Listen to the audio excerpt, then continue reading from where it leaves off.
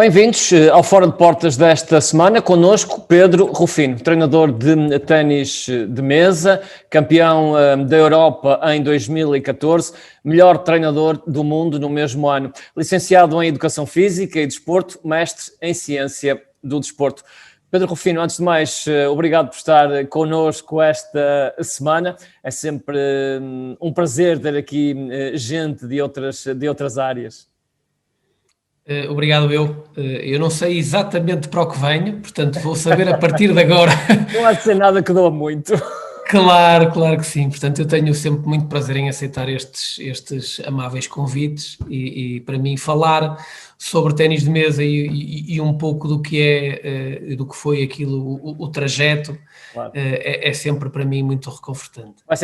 Vai ser sem dúvida para mim mais difícil falar de ténis de mesa, porque os conhecimentos não são muitos. O básico, eu acredito que toda a gente fale, porque é uma modalidade que quase toda a gente, pelo menos na escola, contactou algumas vezes, não é? Pelo menos parece que aprendi uma coisa, acho que não gostam muito que se chame ping-pong, não é?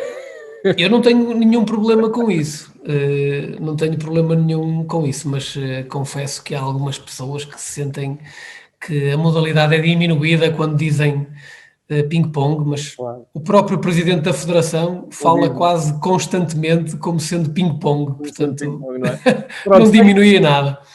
Foi quebrado o gelo inicial. Foi campeão europeu em 2014. Que significado teve esse título em termos nacionais para um país como Portugal e, em particular, para si, claro?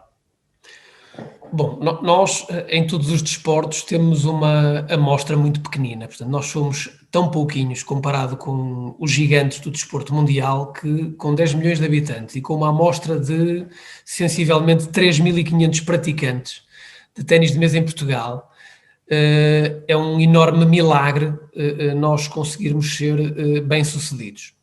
Parte deste milagre faz, obviamente, o talento dos jogadores e o muito trabalho. Há uns anos atrás, Portugal começou a investir bastante na formação dos treinadores e de criar melhores condições para que os atletas pudessem ser cada vez melhores. Foi mas muito importante nesta modalidade, especialmente porque nunca tinha acontecido nada parecido. O melhor resultado que Portugal tinha tido até então tinha sido uma única medalha de bronze por equipas, com aquele que tinha sido o meu antecessor na tarefa de treinador da Seleção Nacional. E nós, ao sermos campeões da Europa contra a Alemanha, que era consecutivamente há 8 anos campeã da Europa, sem perder um único jogo, dentro da Europa, e a única equipa que vencia a Alemanha era a China. No boletim de jogo da final, por exemplo, para terem uma ideia, jogam 3 jogadores e o número 1 e o número 2 da Europa figuravam no boletim de jogo da Alemanha, portanto, para terem uma ideia da dificuldade que era, porque assim que acabou o jogo, se nós jogássemos outra vez com a Alemanha partiria como favorita. Portanto, a Alemanha é favorita a ganhar sempre qualquer jogo a qualquer outra equipa da Europa e qualquer equipa do mundo, com exceção eventualmente da China. E portanto foi um feito inacreditável, que só é possível quando tudo se conjuga para que efetivamente possa acontecer. E começou efetivamente com o facto do presidente ter tido uma jogada de mestre e ter conseguido fazer a organização desse evento em Portugal, na altura Mel Arena, agora Altice Arena. E jogadores deste nível não ficam diminuídos com a presença do seu público, pelo contrário, agigantam-se com a presença do seu público, que foi determinante para nos empurrar para aquele resultado magnífico. Fabuloso, não é? Quando se consegue um título em representação da seleção nacional, é sempre o culminar de um trabalho realizado anteriormente? Sim, o culminar de um trabalho, de um conjunto de situações que vivemos juntos até chegarmos àquele momento, do efetivamente dizer-se que valeu a pena ter abdicado disto ou daquilo. Deixa-me só fazer um parênteses, porque eu presumo que é sempre o objetivo de cada jogador, independentemente da modalidade, haverá sempre um objetivo de representar o seu país, e isso será um expoente máximo na carreira de qualquer atleta. Claro, os atletas que estavam na nossa folha de jogo no dia da final são os atletas mais internacionais de sempre de Portugal. São atletas que fizeram um investimento pessoal há 12, 13 anos atrás e que pegaram nas malas, deixaram a família, interromperam os estudos e rumaram a outros países que lhes proporcionasse melhores condições, porque ser profissional de ténis de mesa em Portugal, quer para jogadores, quer para treinadores, é uma miragem ainda, portanto, é possível ter-se um vencimento razoável, mas não o razoável que nos faça abdicar de tudo em favor de sermos exclusivos da modalidade. E, portanto, eles tiveram essa coragem, alguns com 18 anos, 17 anos, interromperam a faculdade, que penso que assim que pousarem não as chuteiras, mas a raquete, vão retomar, porque eu sei que são pessoas ambiciosas, extremamente inteligentes e que querem fazer alguma coisa da vida quando pousarem a raquete, e um ou outro poderá não passar por ser treinador, podem inclusivamente querer fazer outras coisas e têm sempre essa porta aberta porque são inteligentíssimos. É uma lacuna que, de certa forma, e pegando um pouco aí nas suas palavras, que existe no nosso país. Noutros nós temos a percepção que é possível coordenar os estudos e uma carreira de ensino superior, até pelas facilidades que são dadas aos atletas de alta competição. É uma lacuna que existe em Portugal nessa área? Bom, é justo que se diga que está melhor, porque existem algumas escolas que estão na vertente do apoio ao alto rendimento e que, portanto, têm horários ajustados e turmas feitas para alunos que fazem parte do leque de atletas de alto rendimento e que assim podem, por exemplo, fazer treinos bidiários. De outra forma, acabariam as suas aulas às 5 ou às 6 horas e já só daria, obviamente, para fazer um treino diário.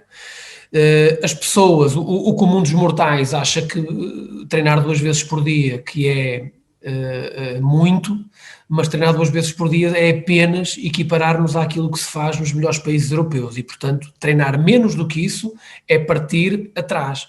E, portanto, criar condições para que o volume de trabalho, é evidente que convém que dentro desse volume de trabalho haja competência, porque fazer durante muito tempo mal não adianta rigorosamente nada, não é por nós treinarmos 6 ou 7 horas por dia que as coisas vão resultar, mas quando existe reconhecida competência, existe determinação por parte dos atletas, apoio por parte dos pais, as escolas ajudam, portanto, sistema desportivo integrado no sistema educativo, quando existe esta simbiose, então nós podemos ter mais e mais atletas a treinar mais, e quantos mais tiverem boas condições de trabalho, maior é a possibilidade de termos mais atletas de alto nível. Claro, porque apesar de sermos um país pequeno, não somos, de certa forma, diminuídos em relação a outros países com outras estruturas. Aliás, tem-se notado que Portugal tem feito milagres, digo eu, em variadíssimos desportos. Eu acho incrível como é que eu consigo sempre ver os problemas como oportunidades. Então, o Covid dá-nos uma oportunidade de análise. Veja, nós estávamos considerados como os piores do mundo a dada altura, porque se fazia as contas por cada 100 mil habitantes. E se agora nós olharmos às amostras que têm uns países e que têm outros, eu acho que Portugal é um país absolutamente fantástico em termos desportivos. Porque nós trabalhamos com uma migalha, comparado com o que trabalha uma Rússia, uma China, a Alemanha, Estados Unidos. São ínfimas partes da amostra que lhes aparece. Claro que existe competência, claro que eles têm uma estrutura desportiva, um modelo desportivo, uma política desportiva que potencia o alto rendimento, e aqui nós podemos melhorar, mas ainda assim, Portugal tem excelentes resultados com uma amostra que não tem sequer comparação com esses países. Exatamente. Para um homem ligado ao desporto, falou aí na atual situação, a Covid-19, para um homem ligado ao desporto, dizia eu, como é que tem sido este ano de pandemia, de variadíssimos confinamentos? Olha, por comparação tenho que dizer que tem sido um desastre. Tem sido um desastre porquê? Porque eu não tenho uma visão do que posso fazer em termos distritais ou do que posso fazer em termos nacionais. A minha visão é uma visão internacional. E, portanto, eu quero criar atletas que tenham a possibilidade de ser internacionais e de atingir resultados internacionais. Ora, se o meu país, em termos de formação, está parado, eles pararam. E a mensagem que eu tenho que dar às pessoas que decidem sobre esta matéria é que assassinaram a possibilidade de terem resultados internacionais, seja em que modalidade for, os nossos atletas. Morreram. Acabou. Portanto, Tem quando conhecimento como é que tem desconfinarmos, funcionado lá fora, nesta lá altura? fora as atividades continuam, os treinos continuam. Claro. Tanto quanto sei, os países próximos de nós, Itália, França, não tiveram o tempo que nós tivemos parados. A Alemanha não, agora mais um confinamentozinho, mas o desporto não para. Eles podem parar com as grandes organizações, com o público, como nós fazemos, mas o desporto não pode parar. Porque estas crianças não podem estar paradas. Todo o trabalho que foi feito até agora é deitado fora. Hoje saiu uma notícia na televisão a dizer que nós temos 50% da população em estado de obesidade. Eu li. Certo? E qual é as medidas que o país toma relativamente a isto? Não podem ser só nutricionais. Claro. E o desporto? Não combate a obesidade? É só comer direito? Não é, e nós sabemos que não é. Portanto, e o nosso bem-estar mental? Em que é que ajuda? Pensem comigo, o que é que pensam estas crianças, quando eu falo crianças, 12, 13, 14 anos, que já têm 2 dedos de testas e que reconhecem que, parando 2 meses, 3 meses numa época, e eles estão parados há muito mais do que isso, porque se juntarmos o outro confinamento dá muito mais tempo do que isso, e eles assassinaram a sua vida internacional, porque não há forma de recuperar isto. Sim, Isto é que me dói. É grande, não é? Isto é que me dói, porque eu no meu clube tenho uma equipa de primeira divisão e essa não para, continuou a treinar, e a situação dos séniores está mais ou menos resolvida. Eu não consigo entender porque é que parou a formação. Claro. Não há nenhuma explicação. Ninguém explica. Não tem explicação. A formação está parada. O país, o desenvolvimento das diferentes modalidades está parado, com o perigo de criar um hiato enorme entre gerações. E depois vai ter implicações nas gerações seguintes, não é? E nas camadas seguintes, não é? Porque estes não estão a treinar. Falou aí há pouco na parte mental, e era a próxima questão, uma vez que o desporto está parado, como dissemos, e principalmente a formação, como foi referido. Consegue fazer uma avaliação em termos mentais dos atletas portugueses nesta altura, aqueles que têm estado sem treinar, no fundo, durante tanto tempo? Olha, nós no meu clube fazemos de tudo para que as cabeças deles estejam no sítio certo e que os filmes que eles fazem sobre este assunto seja o menos penoso possível e estamos com eles online tantas vezes quantas possíveis para os lembrar que isto um dia vai acabar e, portanto, vai acabar e eles vão retomar. Mas eu não consigo alterar a cabeça de cada um deles e fazê-los acreditar a esta altura de que eles vão conseguir atingir um excelente nível internacional. Eles sabem que, como estão em pé de igualdade com os outros de nível nacional, que podem na mesma atingir os objetivos nacionais. Mas no meu clube e em tantos outros, os objetivos não são unicamente nacionais. Portanto, nós temos objetivos internacionais e esses foram por água abaixo. O que eu falo consigo, obviamente, não é o mesmo discurso que eu tenho com os atletas. Claro. Não posso ter este discurso com os atletas, mas é uma situação de fatalidade. Eu não vejo outra forma de inverter esta situação em termos internacionais. Há aqui o risco de desistência por parte de alguns, devido a esta paragem acima do normal? Não tenho informação no meu clube que aqueles que estão por treinar que não voltem, mas tenho informação em vários clubes e em várias modalidades que isso aconteceu. De qualquer das maneiras, eu também faço formação da área comportamental e há umas 3 semanas atrás fizemos uma formação online e convidamos uma pessoa também forte na área dos Estados Unidos. Ele disse, o bom disto tudo é que aqueles que desistem nesta situação do Covid, eventualmente não desistiriam agora, mas desistiriam mais à frente. Portanto, aqueles que são efetivamente comprometidos com a modalidade, esses não vão desistir. E pelo menos vocês fazem aqui uma seleção natural daqueles com os quais devem trabalhar a sério. Claro. Portanto, não deixa de ter a sua ponta de verdade, não é? Mas entristece-me também, porque o meu clube e o desporto deve ser inclusivo e deve ser para todos, não só para os do alto rendimento. E nem todos vão ser campeões, não é? Como é óbvio. Nem só para os do alto rendimento, deve ser também para aqueles que querem ser bons jogadores, não tratando o ténis de mesa como uma coisa prioritária da sua vida, mas como uma coisa que gostam, não é? A verdade é que só para aqueles que é absolutamente prioritário é que vão ser alguma coisa, porque a par dos estudos, o ténis de mesa tem que ser a coisa mais importante da vida dos miúdos. Eu não digo em detrimento dos estudos, eu digo a par dos estudos, o momento do treino tem que ser o momento mais importante do dia deles. E eles têm que entrar no treino e eu tenho que sentir isso. Eu gosto de sentir isso, porque para mim é o momento mais importante do dia. Claro. E eu não posso querer mais do que eles, porque não sou eu que jogo, são eles. Exatamente. Tem que ter essa vontade, esse querer, não é? Exato. Como é que vê a situação atual do ténis de mesa em Portugal? Olha, em termos internacionais, Portugal continuou, eu saí em 2000, eu tive entre 2012 e 2015, entretanto eu saí, Portugal continuou o seu caminho e sempre com bons resultados, não voltou a ser campeão da Europa de equipas, mas voltou a ter resultados de relevo internacional, que muito orgulha o nosso país e que a mim me deixam muito satisfeito. Fico com pena, na altura de não se ter aproveitado o facto de termos tido aquele resultado fantástico, termos sido campeões da Europa e projetar aqui um boom de novas entradas de agentes desportivos, atletas, treinadores, árbitros.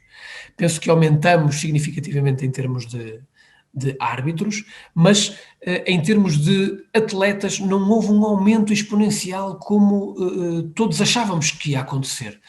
Eu não sei exatamente o que é que falhou, eventualmente não falhou nada e o Covid, passado uns tempos, mete-se a meio e perturba aquilo que era uma estratégia nacional. Eu desconheço porque não estou lá, não sei exatamente o que estava a ser pensado, mas custa-me que não tenha aumentado os atletas, porque lá está, se nós com 3.400 atletas ou 3.500 atletas conseguimos fazer o que fazemos, eu imagino que era possível fazer com 10.000. Claro. E 10.000 não é assim tão absurdo pensar em 10.000. Eu acho que é possível nós projetarmos as coisas para esse número e definirmos objetivos em função desse número.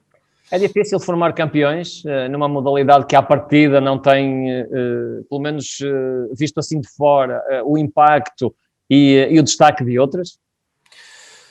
É difícil formar campeões, seja qual for a modalidade olímpica, porque as modalidades olímpicas são aquelas que são as maiores apostas dos seus países. Portanto, uma modalidade, quando é olímpica, é subsidiada de uma forma que não as outras. E, portanto, é uma modalidade apetecível de se desenvolver e de atingir bons resultados. E, portanto, com uma amostra pequena, com o dinheiro a ser escasso, treinadores a não serem exclusivos da modalidade e não poderem perder tempo na pesquisa conforme precisam, a não ser por sua iniciativa, como foi o meu caso, quando queria desenvolver algumas competências e fiz mestrado em 2017, ao fim de não sei quantos anos de ter pousado os livros. Eu acabei a licenciatura em 98, 99, portanto veja ao tempo que foi, e em 2017 lembrei-me de pegar naquilo, foi quando encontrei algum tempo para me poder debruçar sobre uma área que eu achava que era importante eu também desenvolver competências, que era o trabalho de força em jovens, os efeitos da aplicação de um trabalho de força, do treino e do destreino, quais eram as consequências, e tirando algumas conclusões para planear as coisas a esse nível para os atletas. A área comportamental é algo que ainda é falado como a psicologia. Pode ser e pode não ser, portanto, há pessoas que trabalham a área mental recorrendo à psicologia, mas podem recorrer ao coaching ou à programação neurolinguística. Existem outras áreas que podem ajudar as competências comportamentais, que não apenas a psicologia, que podem ser um complemento fantástico para a psicologia, e eu quis me desenvolver nessa área. E, portanto, é tudo fruto do esforço individual, não é algo que esteja planeado na formação dos treinadores e, em meu entender, deve estar e quanto antes. Como é que surge o coaching no seu trajeto profissional?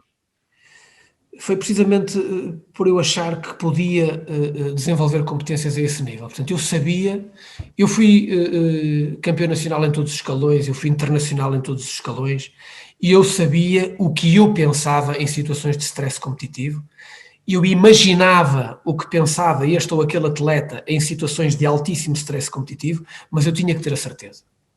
Eu tinha que conhecer como é que pensa um atleta de excelência e como é que pensa um atleta que não sabe o que fazer numa situação de stress competitivo. Porque é muito diferente pensar, deixa ver como é que eu te lixo, ou, ai meu Deus, o que é que eu faço? E esta diferença acontece nos atletas. E, portanto, é fácil concluir que dois atletas bem nivelados em termos de capacidade, aquele que resolve melhor as suas emoções em momento de stress competitivo é o que vai ganhar. Não há dúvida nenhuma. Portanto, hoje em dia, eu tenho a certeza absoluta de que não pensar corretamente em momentos de stress competitivo não é fatal. Porquê? Porque pode ser treinado e pode ser melhorado. Informação ao atleta? Não percebi. Se é importante fazer chegar essa informação ao atleta, esse tipo de estudo para as suas performances também serem melhores. É importante os atletas perceberem que eu posso ajudar a esse nível. É importante os atletas perceberem que se têm alguma dificuldade em gerir esses momentos, e o primeiro passo é admiti-lo, o primeiro passo é admiti-lo e não atribuir ao acaso o ter perdido aquele ponto. Se o atleta me disser, eu naquele momento eu fiquei apavorado e pensei assim e assado e eu gostava de pensar melhor, eu ajudo. Se o atleta me mente, é que o atleta não mente a ele próprio. O atleta pode me mentir a mim, mas não mente a ele próprio. O atleta sabe muito bem o que é que aconteceu naquele momento. E ao longo de alguns anos de trabalho com os atletas, nós criamos uma relação. E então o atleta tem um certo à vontade em confessar-me que pensou isto e não aquilo.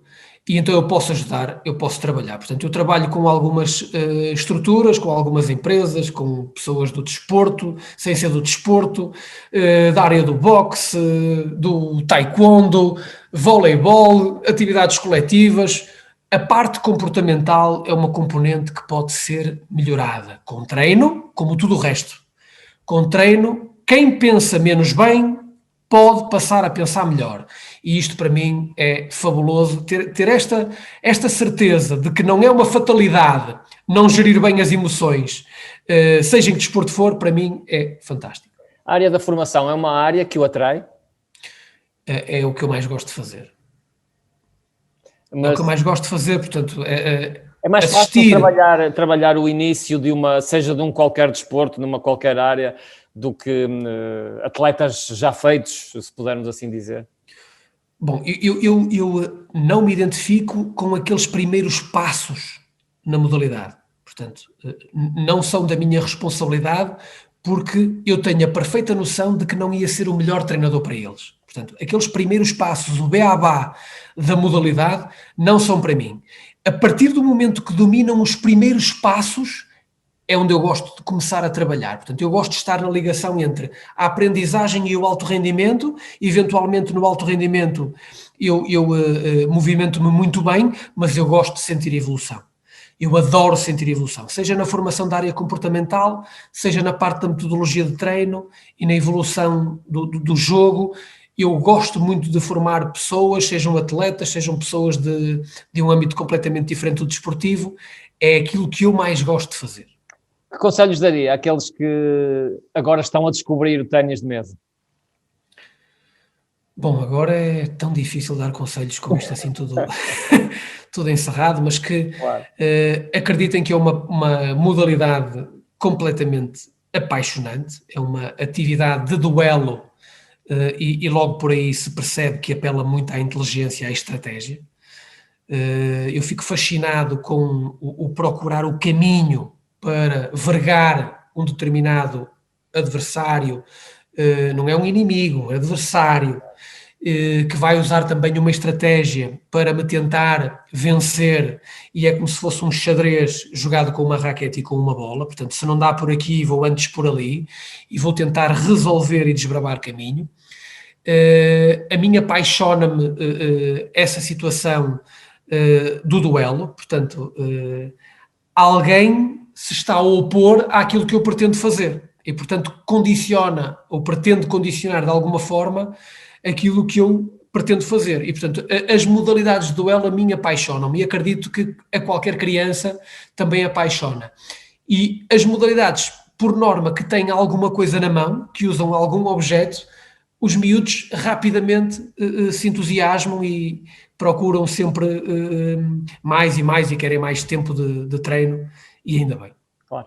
Estamos praticamente no final da nossa conversa. Vou desafiá-lo, como faço também a todos os nossos convidados, a deixar aqui uma mensagem nestes tempos que têm sido mais difíceis para todos nós.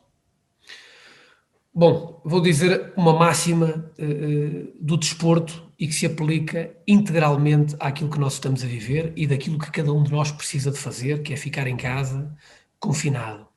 Resultados de excelência requerem comportamentos de excelência. E, portanto, nós só conseguimos sair desta se todos tiverem o comportamento adequado. É sem dúvida uma bela mensagem para este final de conversa. Obrigado, Pedro Rufino. Termina assim mais um Fora de Portas desta semana. Já sabe, sempre à sexta, às 16, para a semana a mais. Boa tarde.